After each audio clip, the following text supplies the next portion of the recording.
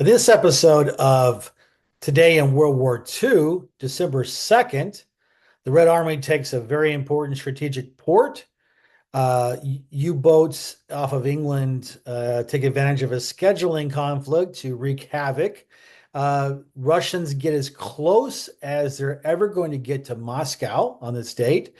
The worst tragedy and loss of life in U.S. merchant marine history takes place on this day.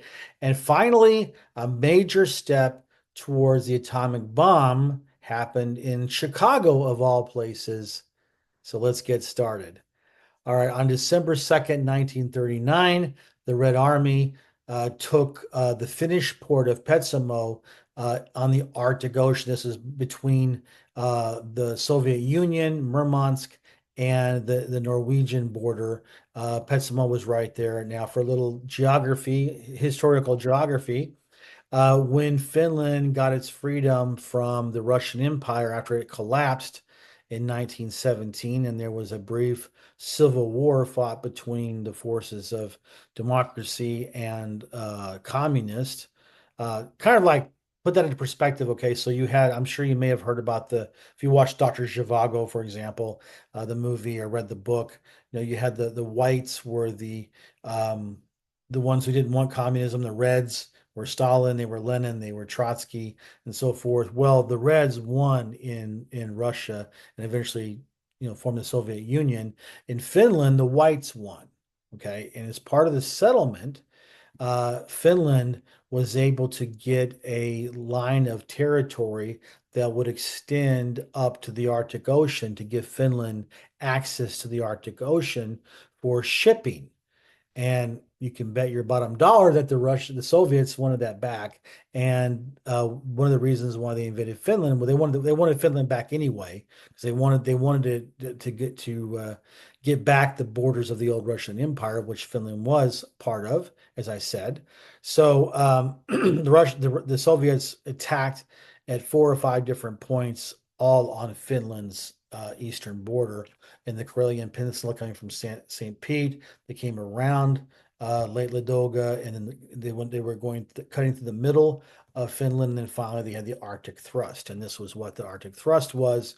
The Finns did a very good job in defending their country. Unfortunately, they were spread too thin, and they really couldn't defend the Arctic very well, and the Soviets took advantage of this, and that's why they were able to take Petsamo without too much trouble. So that was one of the early victories they had when they, with their invasion of Finland, the Winter War, as it became to be known. So I would love it, as I keep harping on you all the time, to subscribe to my channel and click the little bell that will let you know when I've dropped a new video, which I do every day. So short and sweet, subscribe, click the bell, and you'll be good to go. Thanks. All right, on December 2nd, 1940, a German Wolfpack attacked an Allied convoy. It was HX-90, and they attacked at a very fortuitous time. The Western ships that had been escorting this convoy from Canada had left the previous day, and the escorts that were coming from the British home islands had not yet reached them.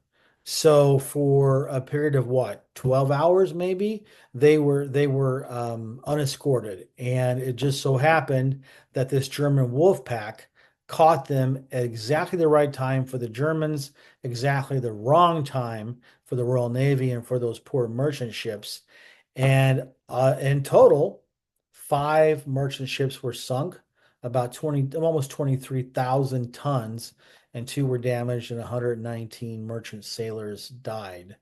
And once again, that just shows that, you know, even back in the, this is in 40, in World War II, if you didn't convoy and have a very organized escort system and have hunter killer submarine groups to go after and take the offensive to the submarines, submarines could absolutely strangle you, which the Germans were not able to do in World War II, but the United States Navy was able to do against the Japanese in the Pacific War, which had, as of this date, had not yet started.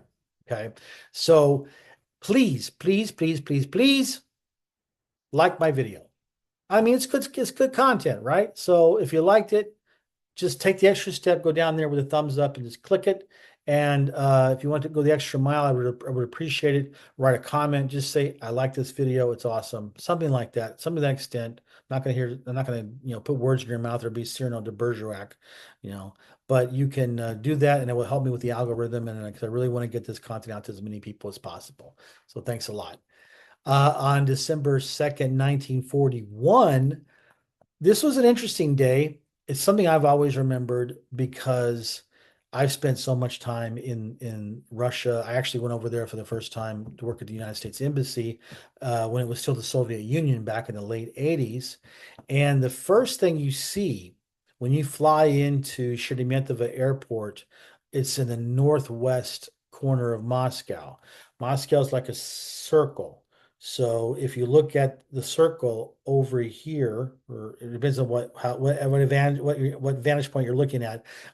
Just say northwest side is Sheremetyevo Airport, which is not in the city limits proper. It's outside the Moscow province. Well, it takes, depending on traffic, it takes about 30 minutes to get to downtown Moscow where the Kremlin is. Well, when you drive from the airport on Leningradsky Prospect, and you go, that's the main drag to get into Moscow. Then on the border between Moscow city limits and Moscow province is a town called Khinky, and there is a big monument of anti-tank. What do they call them? Teeth? I don't know what to call them. But anyway, and that was as far as the Germans got. And on a clear day, from their vantage point with their binoculars, they could actually see the spires of the Kremlin, St. Basil's Cathedral, 10 miles northwest of the Kremlin. But unfortunately, this was just motorcycle patrols.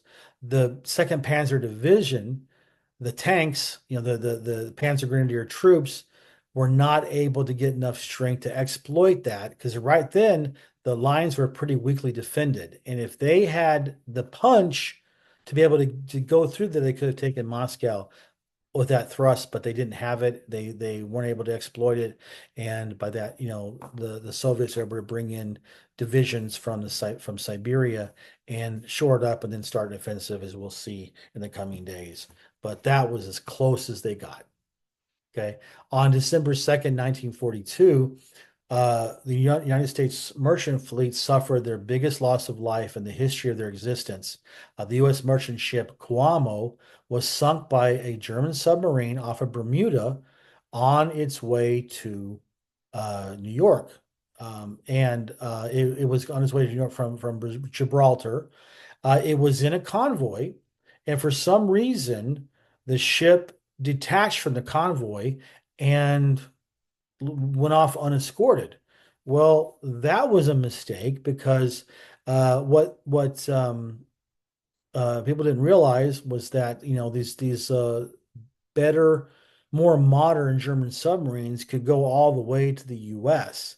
And Bermuda was a British colony. It was and there was lots of shipping going to and fro, and it was a good place for a German U-boat to hunt.